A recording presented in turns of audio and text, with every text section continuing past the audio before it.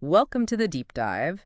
Today, we're really taking a deep dive into something that's clearly important to you guys listening out there, what it takes for an African international student like you to become a Canadian citizen. You've got some really great materials here, and I have to say, it's a journey with a lot of layers to it. Right, like it's not just filling out some forms, it's about education and fitting into a new culture and even how it all impacts Canada on like a bigger level. Absolutely, and we'll unpack all of that. But let's start with the foundation, why Canada is such a magnet for students coming from Africa. It goes beyond just a friendly reputation. We're talking about like a real commitment to world-class education. Okay, so let's unpack this. I'm looking at some numbers here. Yeah. Did you know that 26 Canadian universities are ranked in the global top 300? That's got to be a big deal, right? It's a huge deal. Yeah. Because for someone like you listening, it means access to some of the leading researchers, those cutting-edge programs, and qualifications that are recognized all over the globe, the kind that could really make a difference in your field. Yeah, it's about setting yourself up for success, both personally and professionally. And let's not forget about the financial side of things. It's no secret that studying abroad, especially in a place like Canada, can be expensive.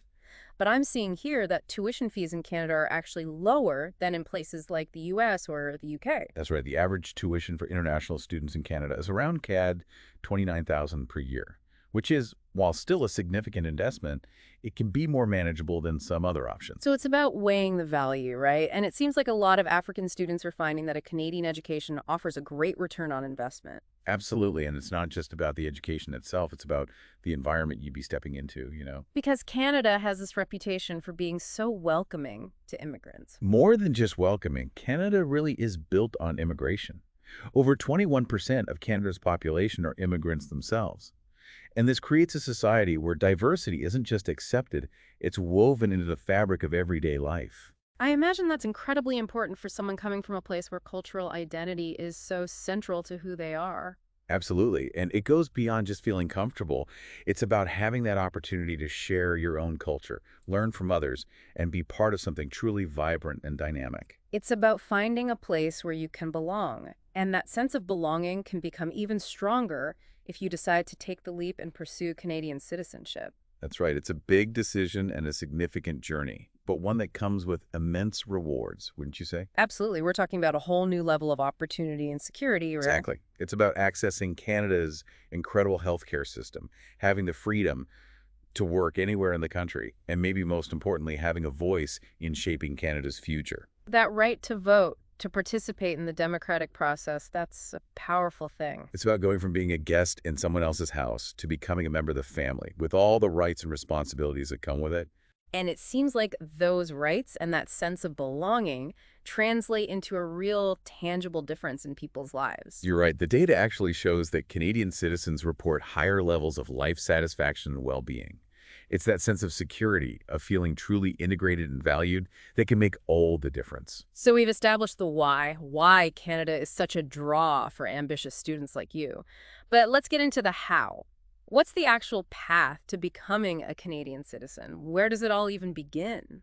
Well, it all starts with transitioning from a student visa to permanent residency. This is a crucial step. Think of it as like building the foundation for your future in Canada. It's like getting your foot in the door and showing that you're serious about staying long term. Precisely. And for international students, especially those from Africa, there are two main avenues to explore: the Canadian Experience Class, or CEC, and the Provincial Nominee Programs, which are also known as PNPs. Okay, CEC and PNPs, can you break those down for us? They sound a bit like something you'd learn in geography class. Well, there's certainly pathways on the map to Canadian citizenship. Let's start with CEC. It's designed for people who've already gotten a taste of working in Canada after graduation. So it's not just enough to study here. You need to have some actual Canadian work experience under your belt. That's right. To qualify for the CEC, you generally need at least 1 year of skilled work experience in Canada. This demonstrates that you're not just here for the degree, but you're contributing to the Canadian economy. It's about showing that you're invested in building a life in Canada, not just getting a degree and leaving. Exactly. Now, PNPs, on the other hand, are a little more targeted. Each province in Canada has its own PNP, and they're tailored to attract skilled workers in areas where that province has specific needs. So it's about matching skills with demand, kind of like a matchmaking service for provinces and skilled workers. That's a great way to put it. For example, let's say you're really passionate about renewable energy. a booming field in Canada. Provinces like Alberta and Saskatchewan are actively seeking professionals in this area. Their PNPs might offer a fast track to permanent residency for someone with your skills and interests. So if you're studying engineering with a focus on renewable energy, these provinces could be a great fit for you. Exactly. And that's just one example. There are PNPs that cater to a wide range of professions, from healthcare to IT to entrepreneurship. It sounds like research is key here. Knowing your field, knowing your options, and figuring out which path aligns best with your long-term goals. You got it. Now let's say you figured out whether the CEC or a PNP is the right fit for you. What's next on this roadmap to citizenship? It's time to dive into the nitty-gritty, the application process itself. And I'm not going to lie, I've heard it can be a bit overwhelming. It can definitely feel that way, but don't worry, we're going to break it down into manageable steps. The first thing to remember is that organization is key. I'm all about organization, color-coded folders, spreadsheets, the whole 9 yards. What kind of documents should someone have ready to go? Great question. First and foremost, you'll need proof of your permanent resident status. This is like your golden ticket, proving you've cleared the first hurdle. Makes sense. What else? You'll also need language proficiency test results, because Canada wants to know you can communicate effectively. Then there's documentation of your physical presence in Canada, which is where those academic transcripts come in handy, along with any work permits you may have had. It's like piecing together a puzzle, showing you've been present and accounted for. It's like building a case, Right. presenting all the evidence that you're serious about making Canada your home. Exactly. And of course, you'll need standard identification documents like your passport and driver's license. So you've gathered your documents. It's a mountain of paperwork. What about the application itself? Is it a monster of a form? It can seem daunting, but don't worry, Canada provides a very comprehensive guide, and the application form itself is called Application for Canadian Citizenship Adults, or Form CIT 0002 if you want to get official. You make it sound so easy. But I'm guessing accuracy is key here. A tiny error could lead to delays or even rejection. So what's our advice to the listeners? Take your time, triple check everything, maybe even have a friend give it a once-over. Absolutely. Don't be afraid to ask for help either. There are registered immigration consultants and lawyers who specialize in this area. Consider them your guides in the Canadian citizenship jungle, hacking through the bureaucratic undergrowth, so you don't have to. Okay, so the application is in, everything is accurate, you've dotted your I's and crossed your T's. What happens next? Is it just a waiting game? You got it. The waiting game is a big part of this process, and it can be a bit nerve-wracking, but don't worry, that's completely normal. So what can our listener expect while they're waiting? What's happening behind the scenes? Well, your application will go through a detailed review process. They're making sure everything is in order, that you meet the requirements, and that all your information checks out. So the application is off for its big review, and our listener is playing the waiting game. What happens once the review is complete? Well, if everything checks out, the next step is usually an invitation to take the Canadian citizenship test. Okay, it's getting real now. This is where Canada really wants to make sure you're prepared to be a citizen, right? Not just memorizing facts, but understanding what it means to be Canadian. Absolutely. It's about demonstrating that you're not just seeking a passport, but really embracing the values and principles that Canada is built on. So what kind of things does the test cover? Is it all historical dates and political figures? There's definitely some of that. You'll be tested on Canada's history, its system of government, and the rights and responsibilities of being a Canadian citizen. But the good news is that Canada provides study guides and even practice tests online. That's a huge help. So it's not about being caught off guard. It's about showing you've put in the effort to learn about your potential new home. Exactly. It's about demonstrating a genuine interest in becoming an active and engaged member of Canadian society. Okay, so you aced the test. Congratulations. What's next on this wild ride? Well, the next step might be an interview with a citizenship official. Think of it as a chance for them to make sure all the T's are crossed and the I's are dotted, and for you to ask any last-minute questions. This is where those nerves of steel come in handy. But really, it's a chance for them to make sure everything lines up and for you to ask any last-minute questions. Exactly. They might ask you about your reasons for wanting to become a citizen, your understanding of Canadian values, or your plans for the future. Just be yourself, be honest, and be prepared to share your story. Sounds like the key here is preparation and authenticity, showing them who you really are and why you're choosing Canada. Exactly. And then comes the really exciting part. If everything goes well, you'll receive a decision on your application. This is it, the moment of truth. Fingers crossed. And if it's approved, get ready to celebrate. You'll be invited to participate in a citizenship ceremony. I have to admit, even just thinking about that moment gives me chills. It's the culmination of so much hard work, dedication, and hope. What happens at a citizenship ceremony? Paint us a picture. It's truly a special occasion. You'll take the oath of citizenship, usually alongside other new Canadians from all walks of life. There's a real sense of unity and excitement in the air. You can practically feel the energy and emotion. What an incredible moment. It's a life-changing moment, a moment that marks the start of a brand new chapter filled with possibilities. It's about officially becoming part of the Canadian family. This all sounds amazing, inspiring even, but let's get real for a moment. We know from the materials that being an African international student in Canada can come with some unique challenges. What are some of the hurdles they might encounter that other students might not? You're right, it's not always easy. One challenge that often comes up is financial constraints. Studying abroad is expensive, and the additional costs associated with the citizenship application can really add up. So what's the solution? Ramen noodles for every meal. Just kidding. But seriously, how can students manage those financial realities? Well, first off, don't despair. There are resources available to help. Many Canadian universities offer scholarships or financial aid programs specifically for international students. It's about being proactive, doing your research, and not being afraid to ask for help or clarification. Where else can students look for financial support? There are also external scholarships and grants offered by organizations dedicated to supporting African students pursuing education abroad. It takes a little extra effort to find them, but the rewards can be significant. It's about tapping into those networks and resources that are specifically designed to empower students like you. It's out there, you just have to find it. Exactly. And speaking of challenges unique to international students, navigating a new legal system can be daunting. Especially one as notoriously complex as immigration law. That's where seeking professional guidance can be so valuable. There are registered immigration consultants and lawyers who specialize in working with international students. Think of them as your Sherpas, guiding you through the mountain passes of the Canadian legal system. It's worth every penny to have that peace of mind and expert guidance, especially when the stakes are so high. We've talked about financial and legal hurdles, but what about the social and cultural aspects? What about that feeling of being away from everything familiar? That's a huge part of it. Culture shock is very real, and it's important to be kind to yourself. You're adapting to new customs, a new language, even a new climate. It takes time, and it's okay to feel a little overwhelmed sometimes. It's about giving yourself permission to adjust, to learn, and to grow at your own pace. But you don't have to go through it alone, right? There's support available for that. Absolutely. Canada has a fantastic network of support services for newcomers. There are community centers, cultural associations, even online forums where you can connect with people who understand what you're going through.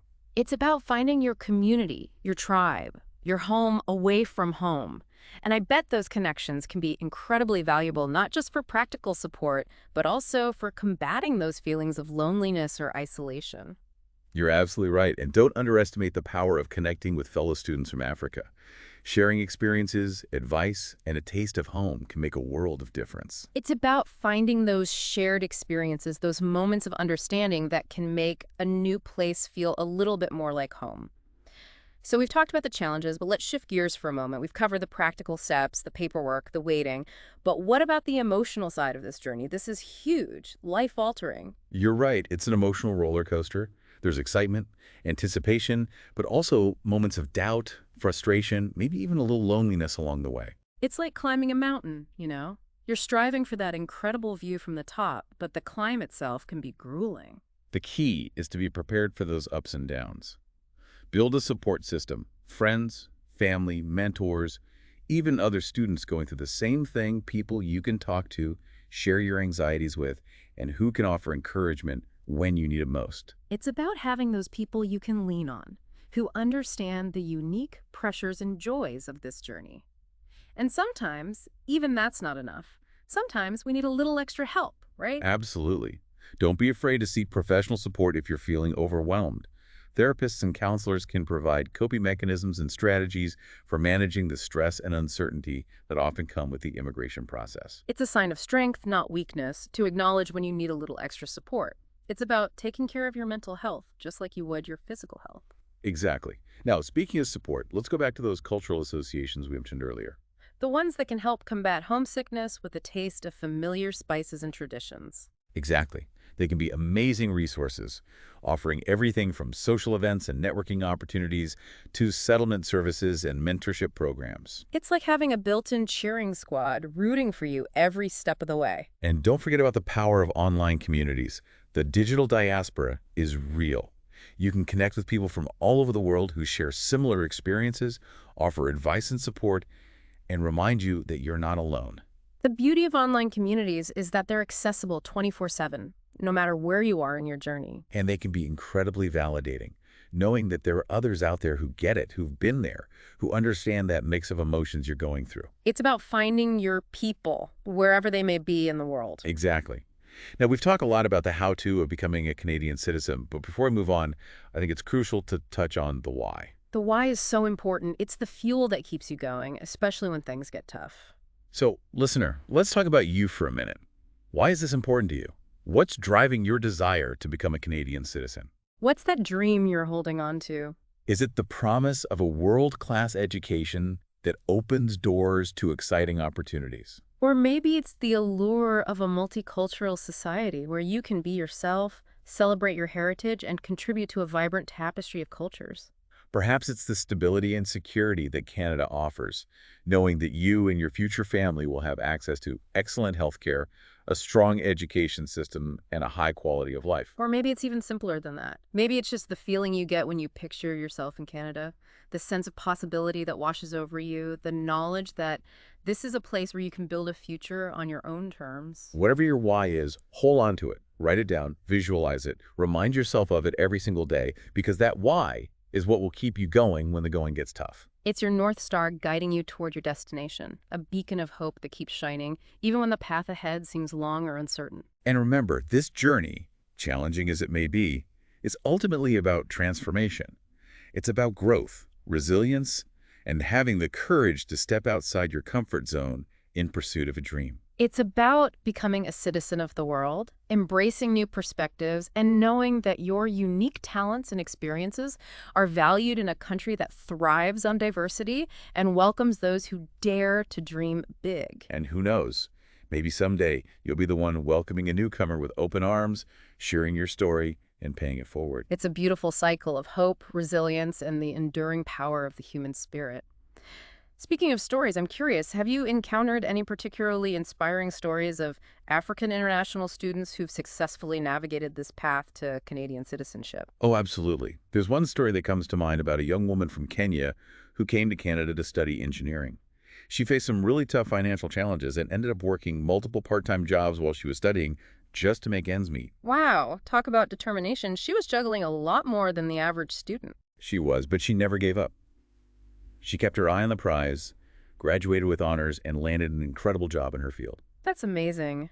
It really shows that hard work and perseverance can pay off. It really does. Yeah. But it doesn't stop there. This young woman, now a Canadian citizen, volunteers her time mentoring new immigrants, helping them navigate the same challenges she once faced. I love that. She's taking her own experiences and using them to lift others up. It's that kind of generosity and community spirit that makes me so excited about what Canada represents. It's a beautiful thing to witness. And it's a reminder that the journey doesn't end when you get that citizenship certificate. It's about becoming part of the fabric of Canadian society, giving back and making a difference. It's about turning your own experiences into a source of strength and inspiration for others. It's about paying it forward. Exactly. And her story is just one of many. There are countless examples of African international students who've not only achieved their dreams in Canada, but have enriched the country in countless ways. It's a true testament to the power of diversity, resilience, and the human spirit's ability to overcome challenges and achieve great things. Couldn't have said it better myself. So as we start to wrap up our deep dive today, what's the one thing you hope our listener takes away from this conversation? You know, it's so much more than just the steps, the paperwork, the waiting game. It's about recognizing that becoming a Canadian citizen is a journey. It's a journey of self-discovery, of resilience, of embracing new opportunities, and ultimately of building a brighter future. It's about believing in yourself, your dreams, and your ability to achieve them even when faced with obstacles. It's about knowing that you have a unique contribution to make and that Canada is a place that values that contribution. And sometimes it's about being brave enough to ask for help, to lean on your support network, and to remember that you don't have to go through this alone. Beautifully said. And remember, listener, this deep dive was just the beginning. You've got this. Until next time, keep exploring, keep learning, and keep diving deep.